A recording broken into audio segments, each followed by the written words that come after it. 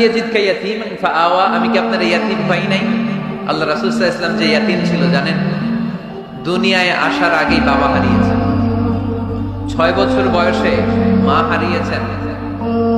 মা ইন্তেকালের পরে দাদা আব্দুল মুত্তালিবের কাছে মানুষ হয়েছে মাত্র 2 বছর।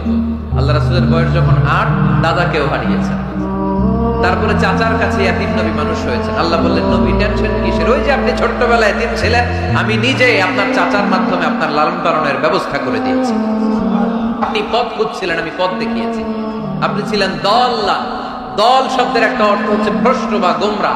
আল্লাহ রাসূল কি ভ্রষ্ট ছিল? গোমরা ছিল না। আল্লাহ রাসূল ভ্রষ্ট ছিলেন না, গোমরা ছিলেন না।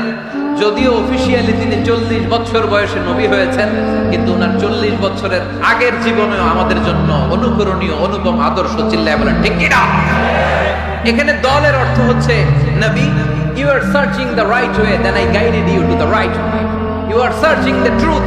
আপনি সত্য পথ খুঁজছিলেন, খুঁজে পাচ্ছেন না কোনটায় কোনটায়। আপনি পথ হারা পথিকের মতো খুঁজছিলেন। অনেক সময় হয় না কি রে, টাঙ্গাইল যাব, রাস্তা কি এইটা না ওইটা? মাঝে মাঝে আমরা দোদুল্যমান থাকি, আছে না নাই? আল্লাহ বললেন, নবী আপনি সত্য খুঁজছিলেন, সত্য কি এদিকে না ওদিকে? আমি বললাম, নবী ওই দিকে নয়, আপনি এই দিকে যান। এভাবে আমি আপনার পথ দেখিয়েছি। চিল্লায় এখন সুবহানাল্লাহ। আমরা যখন পথ ভুলে যাই, পথ দেখায় কে? জোরে বলতে হবে কে? এটা কিন্তু একটা দোয়া। যদি আল্লাহ পথ ভুলে যাই, পথ দেখায় দেয়। প্রতিদিনই কিন্তু এই দোয়াটা পড়ি সূরা ফাতিহায়, ইহদিনাস সিরাতাল, সবাই বলেন ইহদিনাস সিরাতাল। ও আল্লাহ, show us the right path, show us the correct path, show us the straight path. আল্লাহ সোজা রাস্তা দেখান, যে রাস্তা শুরু হয়েছে দুনিয়ায়, ঢুকে গিয়েছে জান্নাতে। ওয়াজাদাকা দাল্লান, আপনি পথ খুঁজছিলেন, আমি আপনার পথ দেখিয়েছি।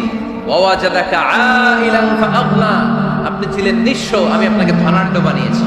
তাফসিরে এসেছে ফাআগনা বিখাদিজা, আমি খাদিজার সাথে বিয়ে পড়াইয়া দিয়ে আপনাকে ধনী বানাই দিয়েছি। আল্লাহ রাসূল সাল্লাল্লাহু আলাইহি ওয়াসাল্লাম খাদিজা রাদিয়াল্লাহু তাআলা আনহার ব্যবসায় কাজ করতেন। আল্লাহ রাসূল সাল্লাল্লাহু আলাইহি ওয়াসাল্লামের আমানতদারিতায় মুগ্ধ হয়ে আম্মাজান খাদিজা বিয়ের প্রস্তাব পাঠালেন। বিয়ে হয়ে গেল, আরশের উপর থেকে আল্লাহ সাইয়েদানা খাদিজাকে সালাম পাঠালেন। আর সাইয়েদাতুনা খাদিজা বললেন, নবী আজ থেকে আমার সম্পদ বলে কোনো কথা নাই, সব সম্পদ আপনার পায়ের সামনে আমি ঢেলে দিলাম। আপনার যা মনে চায় এটা দিয়ে করেন, ইসলামের দাওয়াত দেন। ফাআগনা বিখাদিজা, খাদিজার সাথে বিয়ে করিয়ে দেওয়ার মাধ্যমে আল্লাহ রাসূলকে ধনী বানায় দিল কে? তার মানে 3টা রিমাইন্ডার দিলেন।